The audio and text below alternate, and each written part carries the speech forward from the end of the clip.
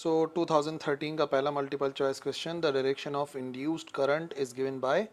जो induced current की direction है वो हम किस तरीके से फाइंड करते हैं? With the help of Ohm's law, Lenz's law, Coulomb's law या Ampere's law. So the right answer is Lenz's law. तो लेंस के मुताबिक जो इंड्यूस्ड करंट होता है वो अपने उस कॉज की ही मुखालफत करता है जिस कॉज की वजह से वो खुद प्रोड्यूस हो रहा है, और इसी लॉ की वजह से यानी कि लेंस के लॉ की वजह से ही हमारा जो Faraday's law of electromagnetic induction है उसमें हम इस्तेमाल करते हैं माइनस का साइन, अदरवाइज हम माइनस का साइन इस्तेमाल नहीं करते। ठीक है जी। So question number 2, resistors of 3 ohm, 5 ohm and 7 ohm are connected in parallel. इस मरतबा 3 रेजिस्टर्स हैं 3, 5 एंड 7 ओम्स के, और उनको जोड़ा गया है parallel. If the potential difference across 5 ohm resistor, अगर 5 ओम रेजिस्टर के अक्रॉस जो पोटेंशियल डिफरेंस है वो 6 वोल्ट है, तो क्या होगा potential difference across the other resistors? तो बात यह है कि उनको हमने कनेक्ट किया है पैरेलल, और जब भी हम कनेक्ट करते हैं पैरेलल तो याद रखिए potential difference in parallel combination remains constant. तो अगर 5 ओम रेजिस्टर के अक्रॉस 6 वोल्ट आ रहा है तो फिर इसका मतलब 3 ओम के अक्रॉस भी 6 वोल्ट आएगा, और 7 ओम वाले रेजिस्टर के अक्रॉस भी आएगा 6 वोल्ट। सो क्वेश्चन नंबर 2 का राइट आंसर है 6 volts. Number 3, the practical application of phenomena of mutual induction. Mutual induction वो प्रोसेस है जिसमें एक कॉइल में होने वाले करंट के चेंज की वजह से एक और उसके करीब रखे हुए किसी दूसरे कॉइल के अंदर ईएमएफ इंड्यूस होता है। तो इस किस्म के इंडक्शन को कहते हैं म्यूचुअल इंडक्शन, और ऐसा होता है ट्रांसफार्मर में। ट्रांसफार्मर के अंदर 2 कॉइल्स लगे होते हैं, एक होता है प्राइमरी कॉइल, एक होता है सेकेंडरी कॉइल। तो जो चेंज आता है प्राइमरी कॉइल के अंदर करंट का, उसी के लिहाज से ईएमएफ इंड्यूस होता है सेकेंडरी कॉइल के अंदर। सो the right answer is transformer. Number 4, as the temperature of black body is raised, the wavelength corresponding to the maximum intensity shift towards। ठीक है, तो जैसे जैसे टेम्परेचर बढ़ता है ब्लैक बॉडी का, तो जो वेवलेंथ वो जो करस्पॉन्ड करती है मैक्सिमम इंटेंसिटी को, जिसको हम शो करते हैं लेमडा मैक्स से। तो लेमडा मैक्स जो है वो क्या होती चली जाती है? तो मैं आपको याद दिलाऊं कि ये जो है वो एक्चुअली एक लॉ से रिलेटेड है, और वो लॉ कहलाता है वीन्स डिस्प्लेसमेंट लॉ, जिसके मुताबिक wavelength corresponding to the maximum intensity is inversely proportional to the absolute temperature of that black body। तो जैसे जैसे हम टेम्परेचर को बढ़ाते हैं वैसे वैसे वेवलेंथ कम होती चली जाती है। यहाँ पे ये लिखा हुआ है temperature of the black body is raised, तो इसका मतलब वेवलेंथ होती चली जाएगी shorter. Number 5, the rate of flow of blood in the body can be traced by using this radioisotope। तो ये हमारे पास चैप्टर नंबर 20 से related MC multiple choice question है, और यहाँ पे जो है वो ट्रेसिंग क्या जो टॉपिक है ना उससे रिलेटेड है, जो हमने यूजेस पढ़े हैं एज ए ट्रेसर। तो याद रखिए अगर हम फ्लो ऑफ ब्लड मेजर करना चाहते हैं, rate of flow of blood in the body, तो उसके लिए हम इस्तेमाल करते हैं सोडियम का आइसोटोप, जिसका एटॉमिक नंबर होता है 11 और एटॉमिक मास होता है 24। Number 6, when an alternating current generator is converted into DC generator, ठीक है, यानी कि डायरेक्ट करंट जनरेटर, तो स्लिप रिंग को रिप्लेस किससे कराते हैं? तो देखो स्लिप रिंग जो है ना बेसिकली कंप्लीट एक रिंग होता है, और इसी वजह से उसके कंप्लीट रोटेट होने की वजह से आप देखते हैं तो वो जो साइकिल है जो ऑल्टरनेटिंग करंट की साइकिल होती है वो प्रोड्यूस होती है। तो जब हम चाहते हैं कि हम बनाएं डायरेक्ट करंट जनरेटर, तो उसके लिए हम चाहते हैं कि ये मतलब अपनी जो पोलैरिटी है उसको चेंज ना करे करंट, यानी कि अगर पॉजिटिव करंट है तो पॉजिटिव ही रहे, इस तरीके से करंट फ्लो करता रहे। तो इसके लिए हम लोग ये जो रिंग लगाते हैं वो रिंग बेसिकली दरमियान से स्प्लिट हुआ होता है, यानी कि आप देखोगे ना तो उस रिंग के 2 पार्ट होंगे, एक पार्ट जो है वो इस किस्म का होगा, और जो निचला पार्ट होगा वो हमें कुछ इस किस्म का नज़र आएगा, और इस किस्म के रिंग को कहते हैं स्प्लिट रिंग। ठीक है, तो सेकंड ऑप्शन है आ स्प्लिट रिंग, स्लिप रिंग को रिप्लेस कराते हैं स्प्लिट रिंग से। Number 7, the diode which gives visible light when energised is called AC diode. जो कि लाइट इमिट करती है जब उसे एनर्जी दी जाती है, तो उसका आंसर है एलईडी, और एलईडी की फुल फॉर्म होती है, एल से आता है लाइट, ई से आता है इमिटिंग, और डी से आता है डायोड। तो याद रखिए डायोड है लाइट इमिटिंग डायोड। जबकि फोटो डायोड क्या है? फोटो डायोड वो डायोड है जो कि फोटॉन्स यानी कि लाइट की वजह से काम करती हैं, ठीक है ना, यानी कि रिवर्स है समझ लो एलईडी का। और बाकी ये जो लिखा हुआ है एलसीडी, ये होता है लिक्विड क्रिस्टल डिस्प्ले, इसके अंदर जो डी है वो डायोड है ही नहीं, ठीक है ना। सो याद रखिए जो आंसर है वो है एलईडी। काइनेटिक एनर्जी पर mole of an ideal gas, एक आइडियल गैस की काइनेटिक एनर्जी मालूम करनी है, वो भी पर मोल। तो वैसे जो काइनेटिक एनर्जी का फॉर्मूला हम इस्तेमाल करते हैं, काइनेटिक एनर्जी बराबर होती है k dot E is equal to 3/2 kT के बराबर। लेकिन क्योंकि ये जो फार्मूला मैंने आपको बताया ना, ये एक मॉलिक्यूल की काइनेटिक एनर्जी है और यहाँ पे पूरे एक मोल की पूछ रहे हैं, तो एक लॉजिकल बात यह है कि अगर हमारे पास एक मॉलिक्यूल की काइनेटिक एनर्जी 3/2 kT है तो दो मॉलिक्यूल की इसकी डबल होगी, 10 मॉलिक्यूल की इसकी 10 टाइम्स होगी। और फिलहाल हमसे कह रहे हैं एक मोल के लिए, तो एक मोल के अंदर कितने नंबर ऑफ मॉलिक्यूल्स होते हैं, याद रखिए एक मोल के अंदर नंबर ऑफ मॉलिक्यूल्स होते हैं बराबर Na के।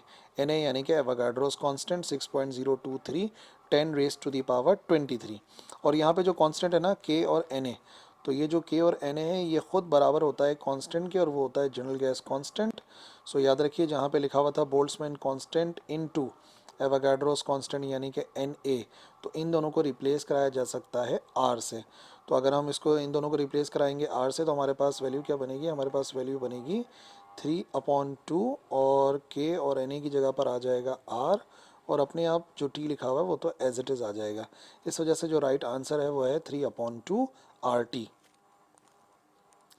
Now 9. When an electron falls from the third orbit to the first orbit in the hydrogen atom, the line spectrum obtained belongs to, वो जो लाइन स्पेक्ट्रम मिलता है उसका ताल्लुक किससे होता है, तो याद रखिए यहाँ पर जो हमारे पास सीरीज़ है ना वो है लेमन, बैल्मर, पैशन, फिर है ब्रैकेट जिसे मैं कहता हूँ कि आप शो करें BR से, और फिर आती है पॉलीफंड यानी कि पी फंड सीरीज़।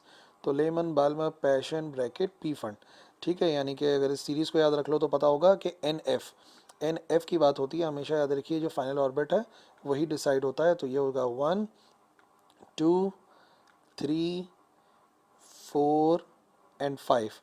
तो अब ये नहीं देखना कि इलेक्ट्रॉन कहाँ से जम कर रहा है, ये देखा जाता है कि इलेक्ट्रॉन कहाँ जम कर रहा है। अक्सर स्टूडेंट्स कंफ्यूज हो जाते हैं कि शायद 3 को देख के लिख दें कि भाई वो जो है वो पैशन सीरीज़ है, बट नो, मैं आपको बता रहा हूँ कि आपने फाइनल ऑर्बिट को देखना है। फाइनल ऑर्बिट क्या है, so final orbit first orbit है, इसका मतलब इसका ताल्लुक होगा लेमैन सीरीज से।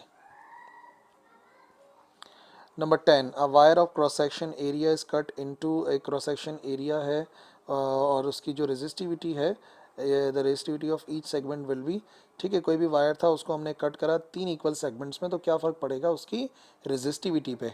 तो याद रखिए resistivity is the property of material, not the property of sample, ठीक है ना। ये जो रेजिस्टिविटी है, जो रॉ है, ये एक्चुअली मटेरियल की प्रॉपर्टी ना कि सैम्पल की।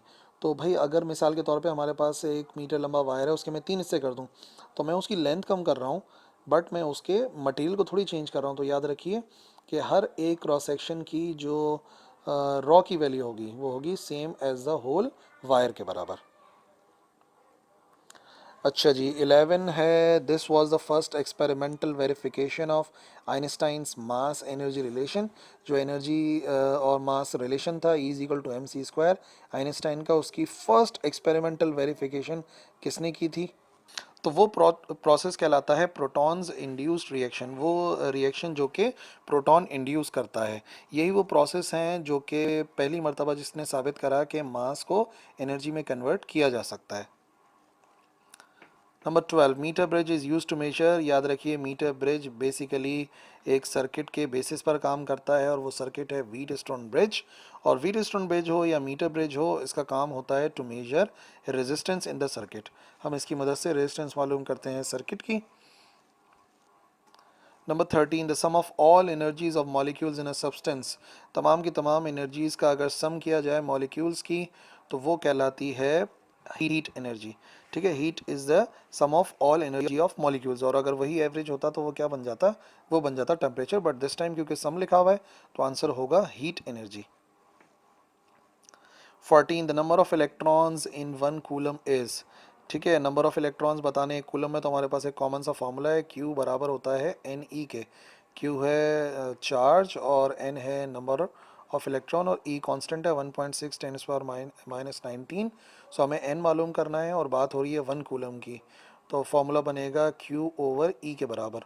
और मैं कह रहा हूँ जो गिवन है वो है 1 कूलम, तो चार्ज की जगह पर आ जाएगा 1, और E जो कि चार्ज ऑन 1 इलेक्ट्रॉन है, कांस्टेंट है, वो है 1.6, और 10 raise to the power -19, so 1.6 10 raise to the power -19 put करेंगे तो इसको डिवाइड करने पर हमारे पास आंसर आएगा 6.25 10 रेज टू द पावर 18। तो अगर आप चाहते हो कि आपको ये फाइंड ना करना पड़े तो एक तरीकेकार ये भी है कि आप इस वैल्यू को याद रखिए।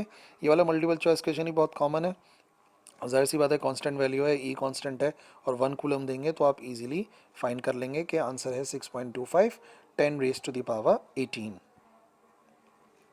Number 15, the rest mass of photon. Photon का रेस्ट मास कितना होता है? तो याद रखिए फोटोन का रेस्ट मास बराबर होता है 0 के। फोटोन का मास नहीं होता, photons are the packets of energy जो कि ब्लैक बॉडी इमिट करती है, ठीक है ना, तो वो उसका कोई मास नहीं होता। तो रेस्ट मास पूछा जाए या कोई से मास पूछा जाए, याद रखिए वो बराबर होगा 0 के। Number 16, the law of radioactive decay N is equal to N not exponential minus lambda T. इसमें लेमडा रिप्रेजेंट करता है, तो याद रखिए सबसे ज़्यादा मिस्टेक अगर स्टूडेंट करेंगे तो वेवलेंथ को सेलेक्ट करके करेंगे, ठीक है। लॉ ऑफ रेडियोएक्टिव डीके के अंदर ये जो लेमडा है ये वेवलेंथ नहीं होता, ये लेमडा होता है डीके कांस्टेंट के बराबर, ठीक है ना। ये मिक्सअप नहीं करना है क्योंकि लेमडा वेवलेंथ का भी सिंबल होता है, but in case of law of radioactive decay ये होता है decay constant. Number 17, the speed of electromagnetic wave is given by, हमारे chapter number 16 electromagnetic waves and electronics से रिलेटेड है और स्पीड ऑफ इलेक्ट्रोमैग्नेटिक वेव का एक कांस्टेंट फार्मूला है और वह है 1/√, epsilon naught into mu naught. Epsilon naught है permittivity of free space 8.85 10 raise to the power -12 और म्यू नॉट है permeability of free space, that is 4 exponent -7 4 pi exponent -7 के बराबर होता है। और ये सारी वैल्यूज अगर पुट करेंगे तो आंसर आ जाएगी स्पीड ऑफ इलेक्ट्रोमैग्नेटिक वेव, जो कि आपको मालूम है बराबर होती है 3 एक्सपोनेंट 8 के। तो अगर फॉर एग्जांपल भूल भी जाओगे कौन सा वाला फॉर्मूला है तो आप क्या करेंगे, एप्सिलॉन नॉट और म्यू नॉट की वैल्यू को याद तो रखना पड़ेगा भाई, उसकी वैल्यू को पुट करके आप वेरीफाई कर लेंगे किससे आंसर आ रहा है 3 एक्सपोनेंट 8 के बराबर या क्लोज टू आ रहा होगा तो पता लग जाएगा कि यही आंसर है।